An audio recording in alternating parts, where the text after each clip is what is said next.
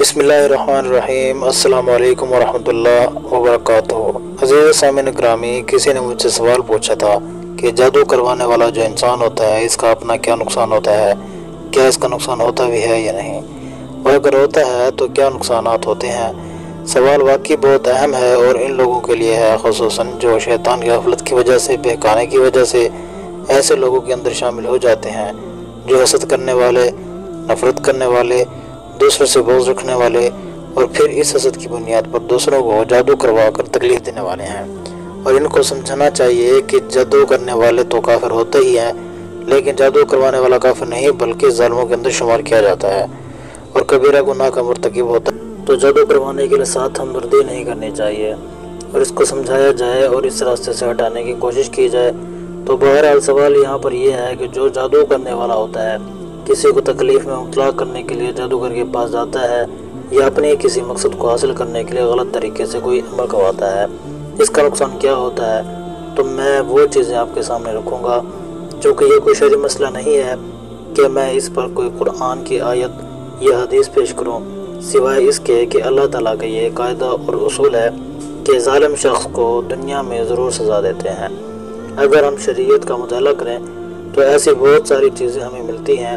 تو بہرحال میں وہ چیزیں ذکر کروں گا جو تجربے میں رہی ہیں، خود مجھے جن کا علاج کیا گیا ہے اور ان پر جادو کروانے والوں نے اقرار بھی کیا ہے۔ خود وہ اور جو میرے اساتذہ کے تجربے میں رہی، ان میں سے ایک دو چیزیں میں آپ کے سامنے ضرور رکھتا ہوں۔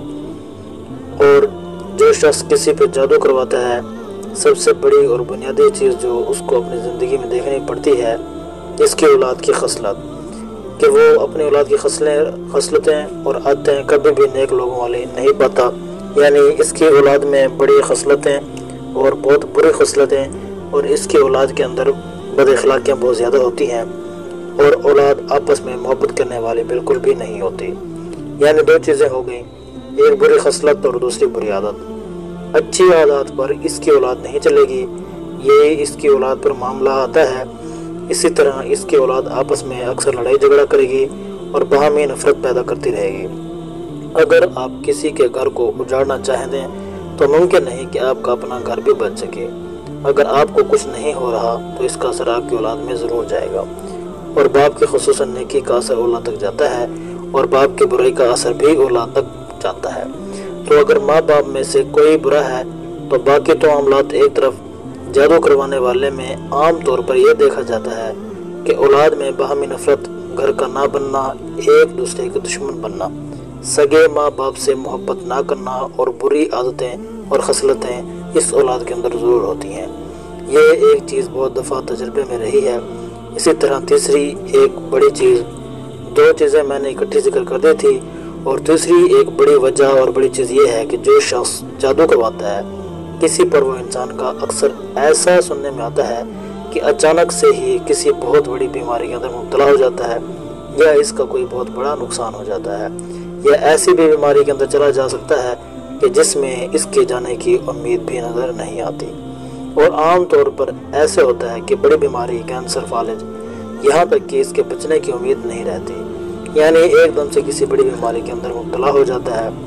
ایک چوتھی چیز جو عام طور پہ ہے، اس کے گھر کے اندر برکت بالکل نہیں رہتی۔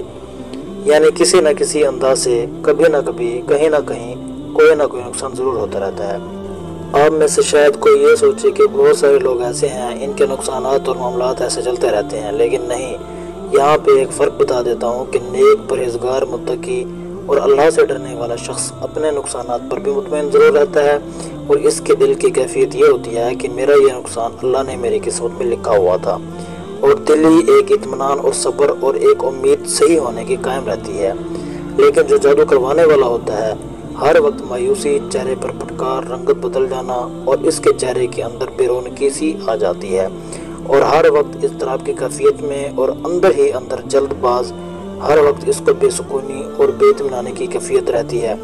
گھر کے اندر نقصانات ہوتے رہتے ہیں، اولاد کا نقصان ہوتا ہے، مستقبل تباہ و برباد ہو جاتا ہے، اور اچھی نہیں بلکہ بری خصلتیں اولاد کے اندر پھیل جاتی ہیں۔ یہ بڑے بڑے 3-4 نقصانات عام طور پہ جادو کروانے والے کے اندر ہوتے ہیں، یا کبھی ایسی اچانک خبر ملتی ہے کہ اس کا یہ نقصان ہوا ہے تو ایسے برے اعمال سے ہمیں بچنا چاہیے۔ سامعین گرامی، اللہ تعالیٰ سے دعا ہے کہ اللہ تعالیٰ ہمیں جادو کرنے والے اور جادو کروانے والوں سے ہمیشہ دور رکھیں۔ آمین ثم آمین، واللہ عالم۔